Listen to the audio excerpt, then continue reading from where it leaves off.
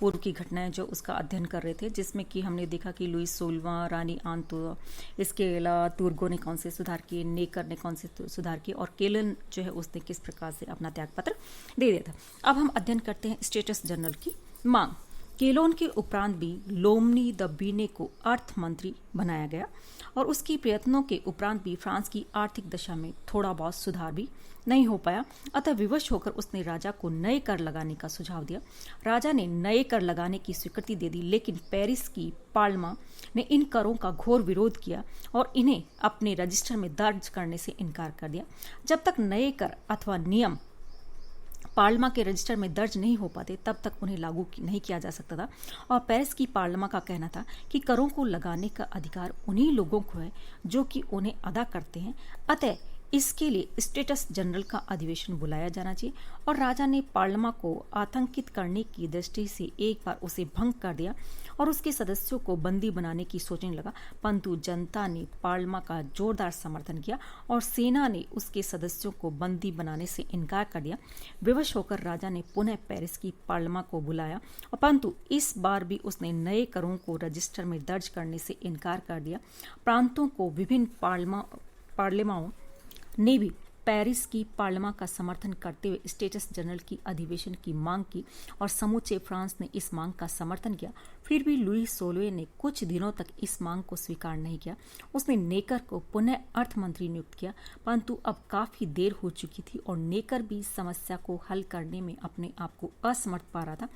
अंत में राजा को जनता की मांग के सामने झुकना पड़ा और राजा का झुकना इस बात का संकेत था कि अब निरंकुश शासन का समय निकट भविष्य में समाप्त होने वाला है। तो इस प्रकार से स्टेटस जनरल जो उसकी मांग की गई और जो कर जो थे, जो जबरदस्ती कर लगाए जाने वाले थे, उनको रोका गया।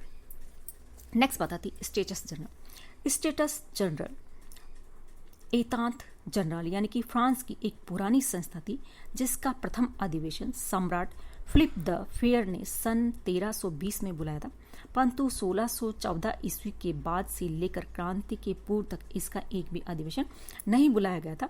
और इस संस्था का मुख्य काम शासन को परामर्श या सलाह मशवरा देना था, न कि कानून बनाना था। इसमें पादरी, कुलीन और सर्वसाधारण के प्रतिनिधि लगभग बराबर संख्या में शामिल होते थे, किंतु विचित्र बात यह थी कि तीनों वर्गों के प्रतिनिधि एक साथ न बैठकर वर्गों अथवा श्रेणियों के हिसाब से अलग अलग बैठते थे और व्यक्तिगत रूप से वोट न देकर श्रेणियों के अनुसार अपना वोट देते थे।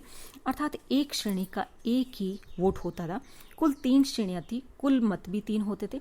जिस किसी योजना अथवा प्रस्ताव को 2 श्रेणियों की स्वीकृति मिल जाती थी वह स्टेटस जनरल द्वारा स्वीकृत समझा जाता था और बहुधा ऐसा ही होता था कि प्रथम और द्वितीय श्रेणी अपने 2 मतों से तृतीय श्रेणी अर्थात साधारण श्रेणी को परास्त कर देते थे और वो जो भी मसौदा होता था उसको तैयार करवा लिया जाता था, अर्थात उस बिल जो है उसके ऊपर स्वीकृति ले ली जाती थी।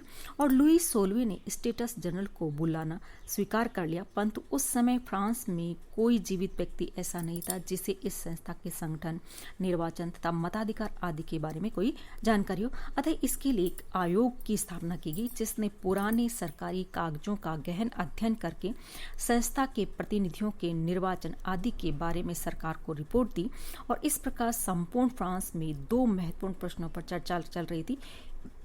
एक तो ये कि क्या पहले की भांति 3 श्रेणियों के सदस्यों की संख्या बराबर रहेगी।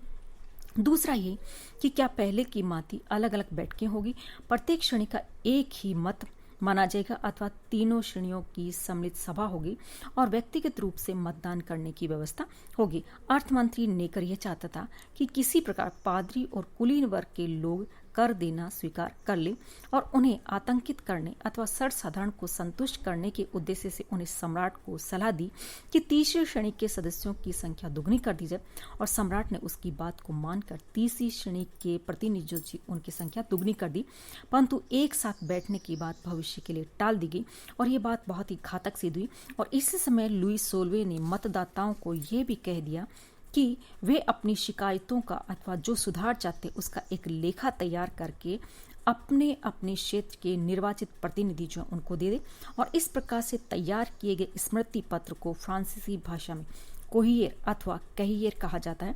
और अंत में 5 मई 1789 के दिन वर्साई में स्टेटस जनरल का अधिवेशन बुलाया जाना तय हो गया और अप्रैल महीने में स्टेटस जनरल के प्रतिनिधियों के निर्वाचन की व्यवस्था की गई और 3 श्रेणियों ने अलग अलग रूप से अपने प्रतिनिधियों का निर्वाचन किया और तीसरी श्रेणी के प्रत्येक व्यक्ति को जिसकी आयु 25 वर्ष थी उसको प्रत्यक्ष रूप से कोई कर देता था, मत देने का अधिकार दिया गया था। तो इस प्रकार से ये स्टेटस जनरल जो है उसका अधिवेशन बुलाया गया, उसको स्टेटस जनरल जो उसका अधिवेशन तैयार किया गया और उसको संगठित किया गया।